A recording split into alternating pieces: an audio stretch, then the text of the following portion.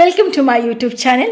ഇന്ന് ഞാൻ വന്നിട്ടുള്ളത് പേഷ്യൻസ് അഥവാ ക്ഷമയെക്കുറിച്ചുള്ള ഒരു കഥ പറയാനാണ്. തിരക്കേറിയൊരു പട്ടണത്തിൽ നാരായണൻ എന്നു പേരുള്ള ഒരു ജ്ഞാനിയായ ആശാരി താമസിച്ചിരുന്നു. അവൻ തൻ്റെ കരകൗശലത്തിന് പേരുകേട്ടവനായിരുന്നു. അവൻ ഉണ്ടാക്കിയ ഫർണിച്ചറുകൾ വാങ്ങാൻ ദൂരദിക്കുകളിൽ നിന്നും ആളുകൾ വരും. അവൻ്റെ ജോലി എപ്പോഴും കുറ്റമറ്റതായിരുന്നു. പക്ഷേ അത് ഉണ്ടാക്കിയത് അവൻ്റെ ക്ഷമയും പൂർണ്ണതയിലേക്കുള്ള സമർപ്പണവും വ്യത്യസ്തമായിരുന്നു. ഒരു ദിവസം ഹരി എന്നു പേരുള്ള ഒരു യുവ അപ്രന്റീസ് അവനെ സമീപിച്ചു പറഞ്ഞു, മാസ്റ്റർ, നിങ്ങളുടെ കഴിവിനെക്കുറിച്ച് ഞാൻ കേട്ടിട്ടുണ്ട്. എനിക്ക് മരപ്പണി കല പഠിക്കാൻ ആഗ്രഹമുണ്ട്. ദയവായി എന്നെ നിങ്ങളുടെ വിദ്യാർത്ഥിയായി സ്വീകരിക്കുക. നാരായണൻ ഊഷ്മളമായ പുഞ്ചിരിയോടെ സമ്മതിച്ചു. ഞാൻ നിങ്ങളെ പഠിപ്പിക്കാം. പക്ഷേ നിങ്ങൾ ക്ഷമയോടെ ഇരിക്കണം. ഈ കരകൗശലത്തിൽ വൈദഗ്ധ്യം നേടുന്നത് പെട്ടെന്നുള്ള ജോലിയല്ല. ആവേശഭരിതനായ ഹരി അടുത്ത ദിവസം പരിശീലനം ആരംഭിച്ചു. കച്ചവടത്തിൻ്റെ എല്ലാ തന്ത്രങ്ങളും പഠിക്കാൻ അവൻ ഉത്സുകനായിരുന്നു. നാരായണൻ ലളിതമായ ജോലികൾ കാണിച്ചു തുടങ്ങി. ഒരു തടി മണൽ വാരുന്നതെങ്ങനെ, എങ്ങനെ കൃത്യമായി അളക്കുക, എങ്ങനെ ശരിയായ മെറ്റീരിയലുകൾ തിരഞ്ഞെടുക്കാം എന്നിങ്ങനെ അടിസ്ഥാന ജോലികളിൽ പ്രവർത്തിക്കാൻ ഹരിയെ അനുവദിച്ചു. മാസ്റ്റർ, നിങ്ങൾ എപ്പോഴാണ് മനോഹരമായ കസേരകളും മേശകളും ഉണ്ടാക്കാൻ എന്നെ പഠിപ്പിക്കുന്നത്?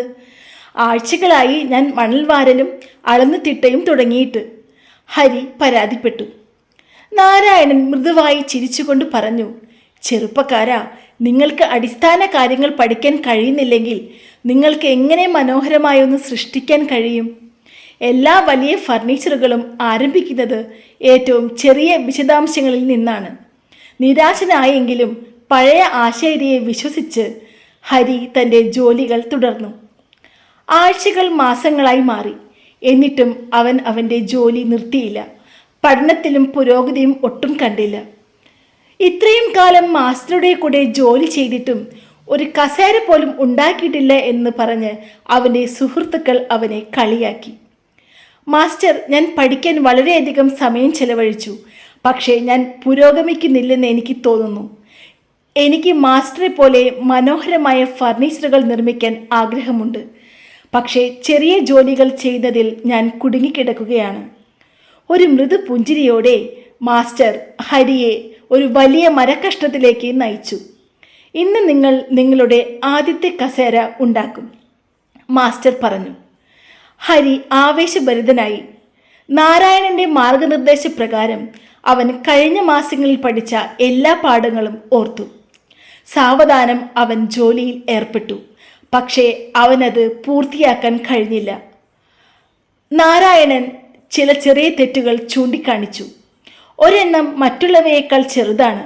പിൻഭാഗം എങ്ങനെ മിനുസമാർന്നില്ല എന്ന് നോക്കൂ, മാസ്റ്റർ പറഞ്ഞു. ഹരി നിരാശനായി. ഞാൻ വളരെ കഠിനാധ്വാനം ചെയ്തു. എന്തുകൊണ്ടാണിത് നിങ്ങളുടേത് പോലെ ആയില്ല? നാരായണൻ അവൻ്റെ തോളിൽ കൈവച്ച് പറഞ്ഞു, കാരണം വൈദഗ്ധ്യത്തിന് സമയമെടുക്കും ഹരി.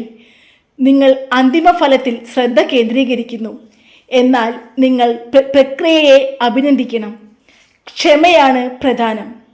നിങ്ങൾക്ക് കഴിവുകളുണ്ട്, പക്ഷേ അവ പരിഷ്കരിക്കാൻ സമയമെടുക്കും. അടുത്ത കുറച്ച് വർഷങ്ങളിൽ ഹരി ഉത്സാഹത്തോടെ പ്രവർത്തിച്ചു. പ്രക്രിയയുടെ പ്രാധാന്യം മനസ്സിലാക്കിയപ്പോൾ അവൻ്റെ അക്ഷമ മങ്ങി. പതുക്കെ അവൻ്റെ ജോലി മെച്ചപ്പെട്ടു. ഓരോ വിശദാംശങ്ങളും പ്രാധാന്യമർഹിക്കുന്നതാണെന്നും അദ്ദേഹം മനസ്സിലാക്കി. തിരക്ക് കൂട്ടുന്നത് തെറ്റുകളിലേക്ക് നയിക്കില്ല. കാലക്രമേണ അദ്ദേഹത്തിൻ്റെ ജോലി അസാധാരണമായി തീർന്നു.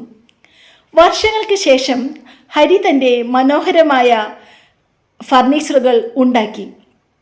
അദ്ദേഹത്തെ ഒരുപാട് യുവാക്കൾ തേടി വന്നു.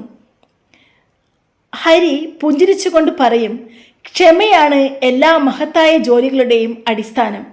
അടിസ്ഥാന കാര്യങ്ങളിൽ പ്രാവീണ്യം നേടുക, പ്രക്രിയയെ വിശ്വസിക്കുക, വിജയം പിന്തുടരും. ഏതൊരു കരകൗശലവും വൈദഗ്ധ്യവും സ്വായത്തമാക്കുന്നതിന് ക്ഷമ അനിവാര്യമാണെന്ന് ഈ കഥ നമ്മളെ പഠിപ്പിക്കുന്നു.